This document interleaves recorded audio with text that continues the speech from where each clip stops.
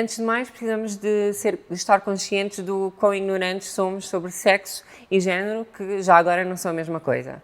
Precisamos ter consciência do quão complexos e diversos estes conceitos que aprendemos serem em preto e branco, na verdade são. Durante tanto tempo na história se oprimiu, perseguiu, silenciou e matou qualquer pessoa que fugisse da norma, que é expectável que isto aconteça. Nunca se deu espaço e liberdade para que pessoas que não correspondessem a essa norma se mostrassem, para que mostrassem que são reais e que existem. Temos de ter consciência do quão limitada é a nossa educação sobre estes assuntos e de que a própria ciência e o conhecimento no geral estão em constante evolução. Embora culturalmente os definamos dentro do binómio, preto e branco, isto ou aquilo, tanto género como sexo se encontram num espectro. Não há sexo feminino ou masculino, não há homem ou mulher. Ok, sexo.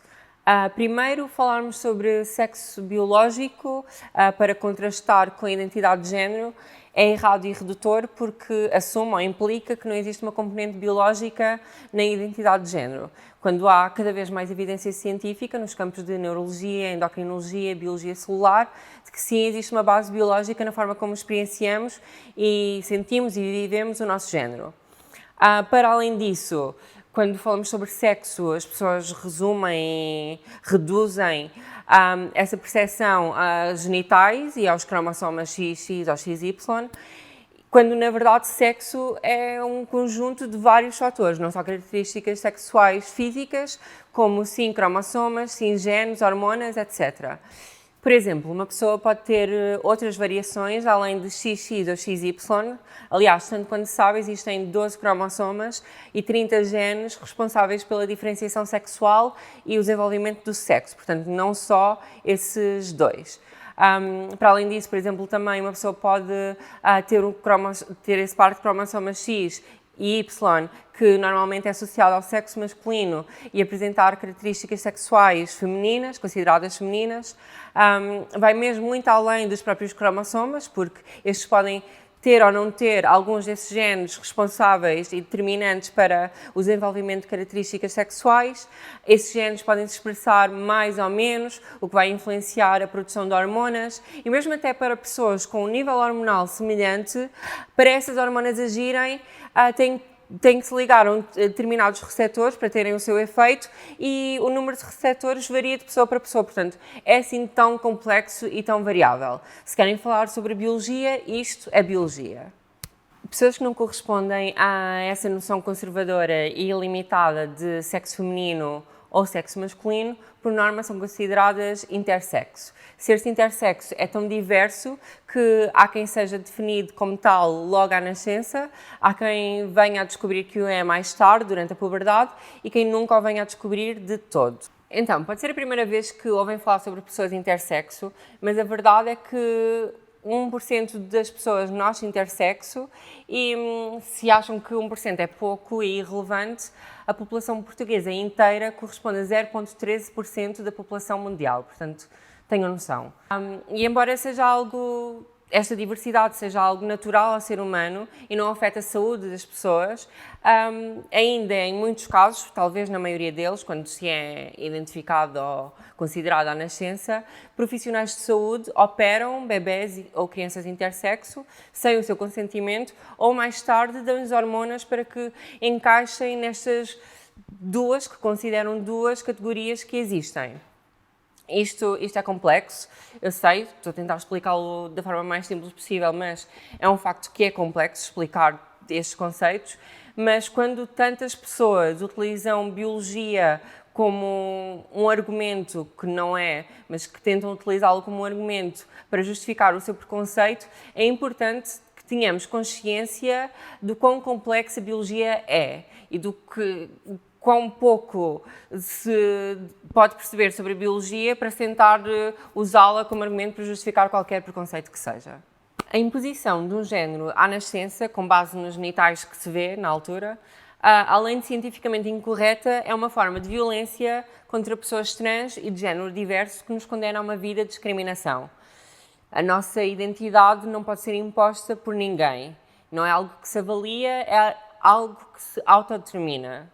O género pode ser visto como a relação complexa entre três dimensões. Uma delas, o nosso corpo, como o vemos, como nos sentimos sobre ele, como interagimos com ele, a forma como a sociedade impõe géneros aos corpos e como outros interagem com ele. Outra das dimensões, a percepção social que tem em nós, a forma como apresentamos e expressamos o nosso género e como outros e a sociedade interagem com ele, o moldam e o entendem. Por fim, a nossa identidade de género, a nossa própria experiência, sentida e vivida por cada pessoa, de forma diferente e que pode corresponder ou não ao género imposto à nascença. Ok, pessoas cisgênero são pessoas que se identificam com o género que lhes foi imposto à nascença. Pessoas transgênero, numa definição mais abrangente, são qualquer pessoa que não se identifiquem com esse género que foi imposto. Numa definição mais específica, também pode significar pessoas que se identifiquem com o género dentro desse binómio, homem ou mulher, oposto ao que foi imposto à nascença. Temos ainda as pessoas não binárias, que inclui todas as pessoas que não se identifiquem exclusivamente como homem ou como mulher, podendo se identificar com ambos os géneros, podendo não se identificar com nenhum, pessoas a género, podendo ter uma percepção fluida do seu próprio género, e o que entendem por isso, na verdade, terão que perguntar a cada pessoa não binária, pois a sua percepção do seu próprio género e da sua identidade só eles podem afirmar.